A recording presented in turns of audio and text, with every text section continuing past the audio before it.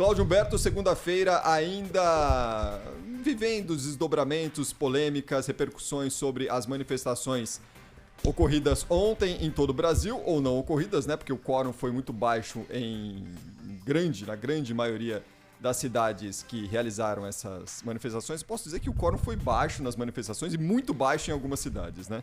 Hoje, claro, o presidente Jair Bolsonaro comentou sobre o assunto, né? E, claro, deu uma cutucada ali nos manifestantes que foram ontem às ruas. A maioria da população é de bem. Essa minoria que é contra, como se foram às ruas ontem, são dignos de dó, de pena. Tá tão vazio. Conjunto vazio de povo. O que eles pregam, o que eles falam, o que um cara falou em São Paulo da minha esposa é inacreditável. É sinal que não tem razão, perder a noção da realidade e vai para questões pessoais da família da gente. Não vão me tirar daqui com isso, mas de jeito nenhum. O vice-presidente Hamilton Mourão também comentou as manifestações de ontem e fez um comentário que eu achei bem pertinente, viu, Cláudio? Imagina se ele não ia comentar. Não, claro. As manifestações de ontem, né, eu nunca desdenho de nada, mas foram bem aquém daquilo que podia se esperar. Que a realidade é a esquerda falta muita gente, né? De fato, sem a esquerda neste momento, falta muita gente, até porque parece complicado neste momento mobilizar essa chamada terceira via, hein, Cláudio? Mais ou menos, né? Porque a esquerda esteve presente no dia 7 de setembro no Vale do Anhangabaú e também foi uma titica de pinto, como diz um elegantérrimo diplomata, amigo meu, embaixador, aliás, em país na Europa.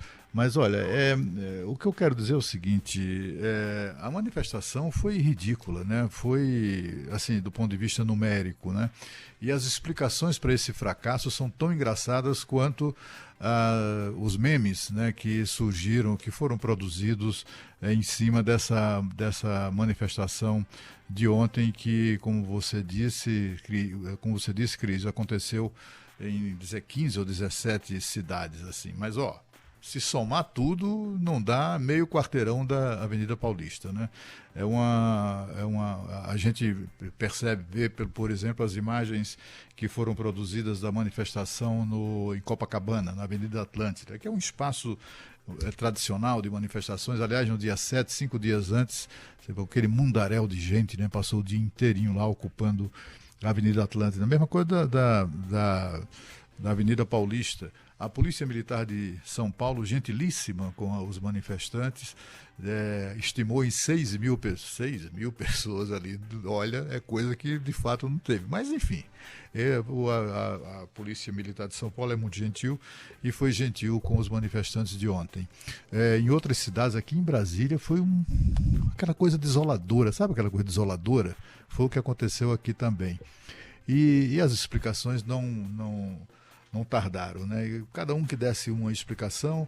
Tem gente que teoriza sobre o fato de que, afinal de contas, em favor da manifestação não havia nenhuma grande figura nacional, etc. Isso é falso, porque, afinal de contas, tinha lá 4 presidenciáveis, 4, né? Além do governador anfitrião, estava lá o Amoedo, do Partido Novo, estava lá o Mandetta, do DEM, estava lá o Ciro Gomes, do PDT, estava essa turma toda lá, né?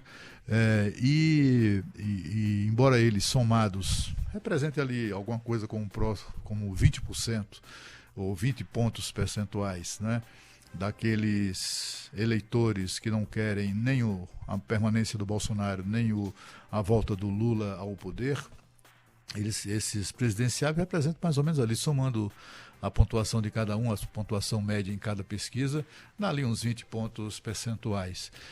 Onde é que estavam os eleitores, os entusiastas dessas candidaturas que não foram lá nem sequer ouvir as propostas dos seus ídolos, né, ou dos seus candidatos, dos seus pré-candidatos a presidente?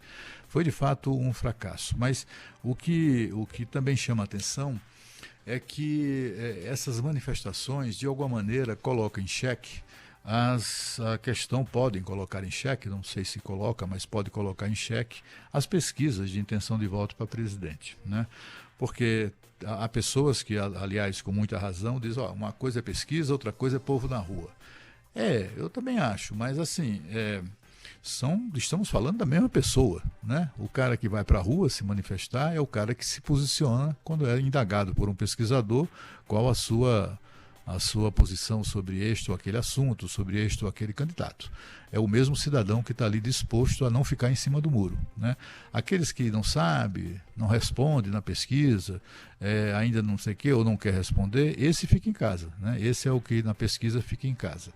O que a gente pode notar, pode perceber, é que esse público para o qual se dirigia essa manifestação, né, que essa manifestação procurou motivar ou mobilizar, são aqueles 52% a que se referiu recentemente o governador de São Paulo, João Dória, durante entrevista ao jornal Gente aqui da Rádio Bandeirantes.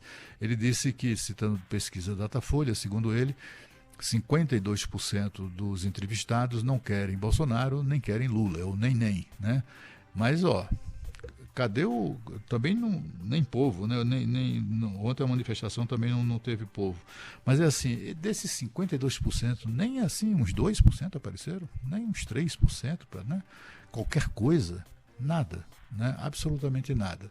52% representa a soma, né, mais do que a soma do que aqueles que querem votar no Lula ou no Bolsonaro. 52% é mais do que isso.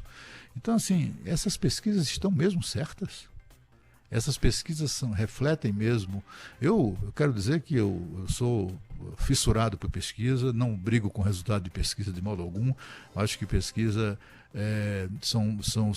pesquisas são sempre dignas de crédito, porque eles não têm, os pesquisadores, os institutos de pesquisa, outra alternativa, senão fazer o trabalho corretamente, porque assim, os fatos, né, logo ali na frente, vão confirmar se os números são ou não são corretos, se a pesquisa foi ou não foi bem feita, e se ela foi manipulada, o resultado da eleição vai mostrar isso, como aliás mostrou em 2018 em vários estados, né? Mas a maioria, quase todos, né, são muito ciosos dos seus próprios números. E não estamos falando de pesquisa sobre o que é que você acha da legalização do aborto, o que é que você acha do pena de morte, o que é que você acha disso ou daquilo, né? Não, é uma coisa bem concreta. Você pretende votar em quem para presidente? Pretende votar em quem para governador, prefeito, né? Então, a pessoa, quando responde, e o pesquisador, quando tabula e faz e elabora a pesquisa para divulgação, ele sabe que aquele resultado vai ser conferido nas urnas logo em seguida.